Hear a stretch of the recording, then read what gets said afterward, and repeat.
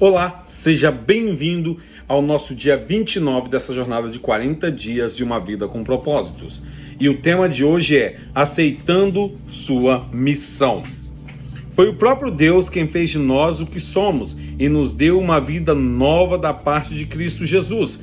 E muitos séculos atrás, ele planejou que gastássemos essa vida em auxiliar aos outros. Efésios capítulo 2, verso 10. Eu te glorifiquei na terra, ao cumprir até o último detalhe tudo o que me mandaste fazer. João capítulo 17, verso 4. Você foi posto no mundo para fazer uma contribuição. Você não foi criado apenas para consumir recursos, comer, respirar e ocupar espaço. Deus o criou para que sua vida fizesse diferença. Apesar de muitos livros de sucesso oferecerem conselhos sobre como extrair o máximo da vida, não foi para isso que Deus fez você. Você foi criado para acrescentar alguma coisa à vida neste mundo, não apenas para usufruir. Deus quer que você retribua com algo. Esse é o quarto propósito de Deus para a sua vida, denominado ministério ou serviço. A Bíblia fornece os detalhes.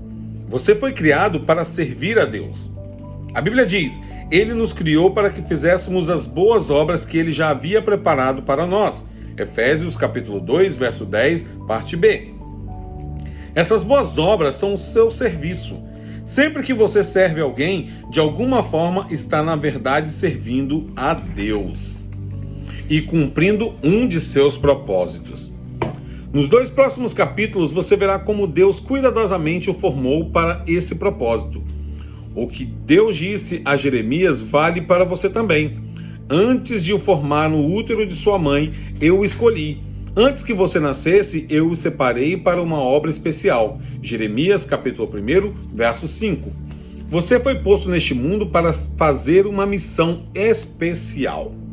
Você foi salvo para servir a Deus. A Bíblia diz: foi Ele quem nos salvou e nos escolheu para o seu santo trabalho, não porque merecêssemos, mas porque esse era o seu plano. 2 Timóteo, capítulo 1, verso 9. Deus o redimiu, assim você pode realizar a obra santa de Deus. Você não foi salvo pelo serviço, mas para o serviço. No reino de Deus há um lugar, um propósito, um papel e uma função a cumprir. Isso dá à sua vida enorme importância e valor. Comprar nossa salvação custou a Jesus a própria vida. A Bíblia nos faz recordar: Deus pagou um alto preço por vocês. Portanto, usem seu corpo para honrar a Deus. 1 Coríntios capítulo 6, verso 20. Não servimos a Deus movidos por culpa, medo ou mesmo obrigação, mas pela alegria e profunda gratidão pelo que Ele fez por nós. Devemos-lhes a vida. Pela salvação, nosso passado foi perdoado, nosso presente ganhou sentido e nosso futuro está garantido. À luz dessas incríveis vantagens, Paulo conclui: por causa da grande misericórdia divina, peço que vocês se ofereçam completamente a Deus como um sacrifício vivo, dedicado ao seu serviço. Romanos capítulo 12, verso 1. O apóstolo João ensina que nossos préstimos amorosos às outras pessoas demonstram que somos verdadeiramente salvos. Nosso amor uns pelos outros dá testemunho de que já passamos da morte para a vida. 1 João capítulo 3, verso 14. Se não sinto amor pelos outros, nem desejo de ajudar as outras pessoas e me preocupo somente com as minhas necessidades, devo questionar se Cristo está realmente em minha vida. O coração salvo deseja servir. O outro termo relativo a servir a Deus e mal compreendido pela maioria das pessoas é ministério. Quando a maioria das pessoas escuta a palavra ministério, pensa logo em pastores, padres e outros clérigos, mas Deus diz que cada membro de sua família é um ministério ou um ministro. Na Bíblia, as palavras servo e ministro são sinônimas, assim como serviço e ministério. Se você é cristão, então é um ministro, e quando está servindo, está ministrando. Quando a sogra de Pedro foi curada por Jesus, ela imediatamente se levantou e começou a servi-lo. Mateus capítulo 8, verso 15. Usando o novo dom da saúde. É exatamente isso que devemos fazer. Somos curados para ajudar outros. Somos abençoados para ser uma bênção. Somos salvos para servir, mas não para ficar sentados esperando pelo céu. Você nunca se perguntou por que Deus não nos leva para o céu imediatamente após aceitarmos sua graça? Por que nos deixa em um mundo decadente? Ele nos deixa aqui para que cumpramos os propósitos dele. Depois que você é salvo, o Senhor tenta usá-lo para cumprir os objetivos que ele traçou. Deus tem para você um ministério na igreja e uma missão no mundo. Você é chamado para servir a Deus. Enquanto cresce, você deve pensar que ser chamado por Deus é algo que somente missionários, pastores, freiras e outros trabalhadores ou obreiros de tempo integral experimentam. Mas a Bíblia diz que todo cristão é chamado para servir. O chamado para a salvação inclui o chamado para servir. Ambos são o mesmo chamado, independentemente de seu emprego ou carreira. Você é chamado para ser um cristão servindo em tempo integral. Um cristão não servo é uma contradição. A Bíblia diz: Deus nos salvou e nos chamou para sermos o seu povo. Não foi por causa de que temos feito, mas porque este era o seu plano e por causa da sua graça. 2 Timóteo, capítulo 1, verso 9. Pedro, ele acrescenta: vocês foram escolhidos para falar acerca das excelentes qualidades de Deus que os chamou. 1 Pedro, capítulo 2, verso 9. Sempre que faz uso das habilidades que Deus lhe concedeu para ajudar os outros, você está cumprindo o seu chamado. A Bíblia diz: vocês agora pertencem a Ele para viver uma vida útil no serviço de Deus. Romanos capítulo 7, verso 4. Quanto de seu tempo vem sendo utilizado no serviço de Deus? Em algumas igrejas da China, dão-se as boas-vindas aos novos convertidos dizendo: Jesus agora tem um novo par de olhos para ver, de ouvidos para escutar, de mãos para ajudar e um novo coração para amar os outros. Uma razão pela qual você precisa estar vinculado a uma igreja é o cumprimento de seu chamado para servir outros fiéis de maneira prática. A Bíblia diz: todos vocês reunidos são o corpo de Cristo e cada um de vocês é um membro separado e necessário desse corpo. 1 Coríntios, capítulo 12, verso 27. Seu serviço é desesperadamente necessário no corpo de Cristo. Basta perguntar em qualquer igreja local. Cada um de nós tem um papel a desempenhar e cada função é importante.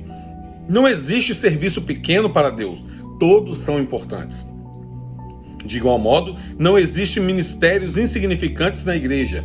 Alguns são visíveis e outros são desempenhados nos bastidores, mas todos são importantes. Ministérios pequenos ou velados podem fazer grande diferença. Em minha casa, a luminária mais importante não é o enorme lustre da sala de jantar, mas a pequena luz noturna que me impede de tropeçar quando me levanto à noite. Não há uma correlação exata entre tamanho e importância. Todo ministério é importante, pois todos dependemos uns dos outros para atuar. O que acontece quando uma parte de seu corpo deixa de funcionar? Você adoece. O restante do corpo sofre. Imagine se o fígado decidisse começar a viver por conta própria. Estou cansado, não quero mais servir este corpo. Quero um ano de folga, só me alimentando. Tenho de pensar no que é melhor para mim. Deixe que outra parte do corpo assuma minha tarefa. O que aconteceria? O corpo morreria. Milhares de igrejas locais hoje estão morrendo por causa de cristãos que não têm vontade de servir. Eles se portam como meros espectadores e o corpo sofre. A ordem é servir a Deus. Jesus foi categórico: a atitude de vocês deve ser igual à minha, porque eu, o Messias, não vim para ser servido, mas para servir e dar a minha vida por muitos. Mateus capítulo 20, verso 28. Para os cristãos, servir não é uma opção, tampouco algo a ser encaixado em nossa agenda quando há tempo disponível. Servir é a essência da vida cristã. Jesus veio para servir e para dar. Esses dois verbos também devem orientar nossa vida. Serviço e doação resume o quarto propósito de Deus para a nossa vida. Madre Teresa disse certa vez: viver em santidade consiste em realizar a obra de Deus com um sorriso. Jesus ensinou que a maturidade espiritual jamais será um fim em si mesma. Maturidade é para o ministério. Crescemos para nos doar. Seguir aprendendo mais e mais não é o suficiente. Precisamos agir de acordo com o que sabemos e pôr em prática o que afirmamos acreditar. Impressão sem expressão causa depressão. Estudar sem trabalhar leva à estagnação espiritual.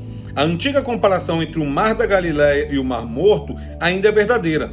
O Mar da Galileia é cheio de vida porque recebe água e também deságua.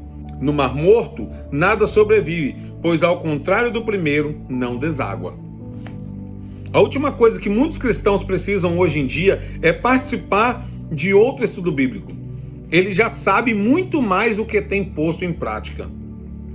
O que necessitam é de experiência em servir, nas quais possam exercitar seus músculos espirituais. Servir é contrário à nossa inclinação natural. Na maior parte do tempo, estamos mais interessados em ser servidos que em servir. Dizemos: estou procurando uma igreja que atenda às minhas necessidades e me abençoe, em vez de estou procurando um lugar onde eu possa servir e ser uma bênção. Esperamos sempre que os outros nos sirvam, não o contrário. Mas à medida que amadurecemos em Cristo, o foco da nossa vida é mudado progressivamente para o serviço ao próximo. Um seguidor maduro de Jesus deixa de perguntar: quem irá prover minhas necessidades? E começa a perguntar: de quem irei suprir as necessidades? Você alguma vez já fez essa pergunta? Preparando-se para a eternidade. Terminada a sua vida aqui, você comparecerá diante de Deus e Ele avaliará como você serviu os outros com sua vida. A Bíblia diz: cada um de nós prestará contas pessoalmente a Deus. Romanos capítulo 14, verso 12.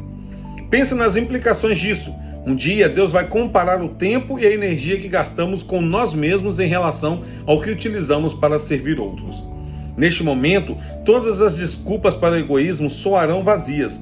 Eu estava muito ocupado, ou eu tinha objetivos próprios, ou eu estava preocupado em trabalhar, me divertir e me preparar para a minha aposentadoria. E todas as desculpas Deus responderá: sinto muito, resposta errada. Eu criei, salvei, chamei e comissionei para que você vivesse servindo. Qual parte você não entendeu? A Bíblia alerta os que não creem. Ele derramará a sua ira e o seu castigo sobre os que vivem para si mesmos. Romanos capítulo 2, verso 8. Para os cristãos, isso significa a perda das recompensas eternas. Só estamos plenamente vivos quando estamos ajudando outros. Jesus disse: se você insistir em salvar a sua própria vida, você a perderá. Somente aqueles que põem de lado a sua vida por minha causa e por causa da boa nova é que saberão realmente o que significa viver. Essa verdade é tão importante que é repetida 5 vezes nos evangelhos. Se você não está servindo, está apenas existindo, porque a vida foi feita para o ministério. Deus quer que você aprenda a amar e servir as pessoas de forma altruísta. Serviço e importância. Você dará a vida por algo. O que terá? Uma carreira, um esporte, um passatempo, fama ou riquezas? Nenhuma dessas coisas terá relevância eterna. Servir é o caminho para quem quiser ser importante. É por meio do ministério que descobrimos o sentido da vida. A Bíblia diz: cada um de nós encontra significado e função como parte desse corpo. Romanos capítulo 12, verso 5. Quando servimos juntos na família de Deus, a vida assume uma importância eterna. Paulo diz: quero que vocês pensem como tudo isso torna vocês mais importantes, não menos, por causa daquilo de que vocês são parte. 1 Coríntios capítulo 12, verso 14, parte A e verso 19.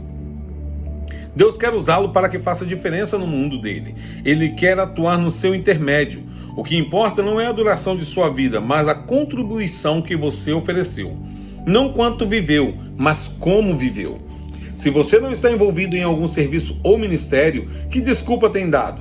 Abraão era velho, Jacó era inseguro, Lia não tinha atrativos, José foi maltratado, Moisés gaguejava, Gideão era pobre, Sansão era codependente, Raabe era imoral, Davi teve uma amante e todo tipo de problemas familiares, Elias tinha tendências suicidas, Jeremias era depressivo, Jonas era relutante, Noemi era viúva, João Batista era no mínimo excêntrico, Pedro impulsivo e temperamental, Marta se preocupava demais, a samaritana teve vários casamentos fracassados, Zaqueu era indesejado, Tomé tinha dúvidas, Paulo tinha saúde fraca e Timóteo era tímido.